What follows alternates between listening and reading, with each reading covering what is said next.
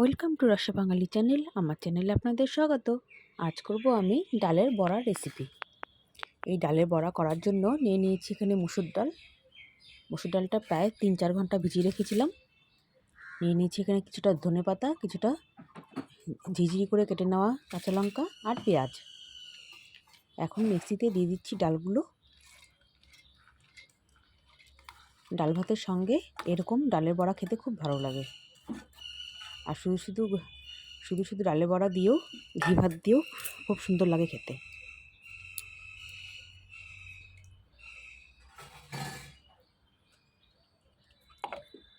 দুটো কাঁচা লঙ্কা দিয়ে ডালটা প্রথমে মিক্সি করে নিলাম। খুব বেশি মিহি করতে যাবেন না, তাহলে কিন্তু খুব বেশি ভালো টেস্ট আসবে না। একটু দানা দানাটা রাখবেন, যেরকম দেখাচ্ছি। এখন পেঁয়াজ, কাঁচা লঙ্কা আর ধনেপাতাগুলো একটু হাত দিয়ে মেখে নিব, মানে একটু বেশ ভালো করে ডলে নিব। দিয়ে দিব আন্দাজ করে লবণ আর হলুদ।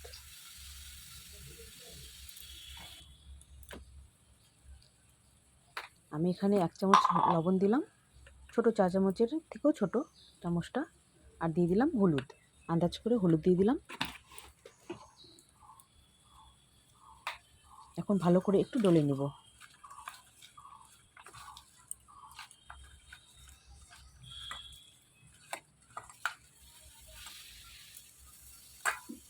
এখন পেস্ট করে রাখা এই ডালটা দিয়ে দিচ্ছি, দিয়ে ভালো করে মেখে নেব। মেখে প্রায় 2 মিনিটের মতন রাখবো, তাতে পেঁয়াজগুলো একটু নরম হয়ে আসবে। পেঁয়াজ ধনেপাতাগুলো একটু নরম হয়ে আসবে। খুব ভালো করে মেখে নিচ্ছি, খুব সুন্দর করে মেখে নিতে হবে।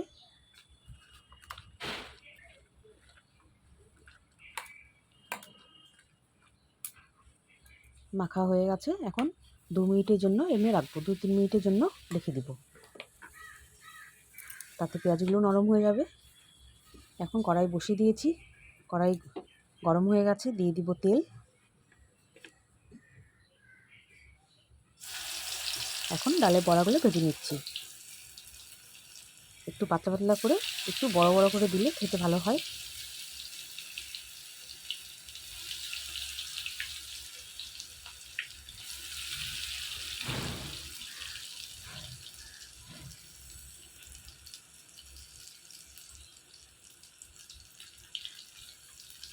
বড়াগুলো দেওয়া হয়ে গেল। এখন একটু পরে উল্টে পাল্টে দিচ্ছি।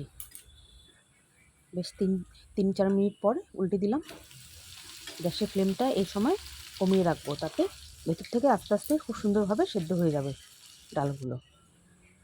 আর যদি গ্যাসের ফ্লেমটা বাড়ানো থাকতো, তাহলে কিন্তু ওপর দিয়েই খালি সেদ্ধ হতো, লাল হয়ে যেত, কিন্তু ভেতরটা সেদ্ধ হতো না, তাতে খেতে ভালো লাগতো না, ভেতরটা কাঁচা লাগতো। আমার সমস্ত বড়া ভাজা কমপ্লিট। আমি 2 ব্যাচে ভেজেছি। যদি রেসিপিটা ভালো লাগে, please like, share and comment করবেন। আর অবশ্যই সাবস্ক্রাইব করবেন, প্লিজ। আপনাদের কাছে অনুরোধ রইল। দেখা হবে নতুন অন্য কোনো ভিডিওর সঙ্গে। আপনারা ভালো থাকুন, সুস্থ থাকুন। বাড়িতে বানিয়ে এরকম করে একবার দেখতে পারেন, খেতে খুবই ভালো হয়। ডাল ভাতের সঙ্গেও ভালো লাগে, বা শুধু ঘি দিয়ে ভাত মাখিয়ে এই বড়া মুখে দিয়ে খেতে ভালো লাগে। কোনো সময় আবার চায়ের সঙ্গেও খেতে ভালো লাগে, বিকালে টিফিন হিসাবেও রাখতে পারেন। চায়ের সাথে কোনো সময় একটু ঝাল খাবার কোনো খেতে ভালো লাগে, বা বড়া বা পকোড়া বলেন, তো সেই হিসাবেও রাখতে পারেন, খেতে খুবই ভালো হয়। বাড়িতে বানায় ট্রাই করে দেখতে পারেন।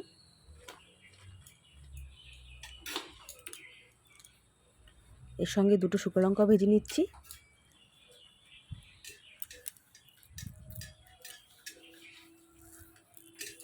আপনারা চাইলে এটাতে কাঁচা লঙ্কাও ব্যবহার করতে পারেন, কাঁচা লঙ্কাটা ভেজে নিলেও হয়ে যায়।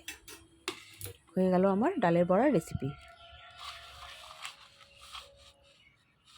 দেখা হবে নতুন অন্য কোনো ভিডিওর সঙ্গে।